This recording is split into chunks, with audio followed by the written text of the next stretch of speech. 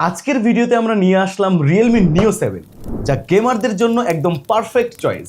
MediaTek Dimensity 9300 plus chipset এবং 16GB র্যামের সাথে UFS 4.0 টাইপের স্টোরেজ থাকায় আপনি যখন গেমিং করবেন তখন পাবেন একদম ল্যাগ ফ্রি এবং স্মুথ পারফরমেন্স।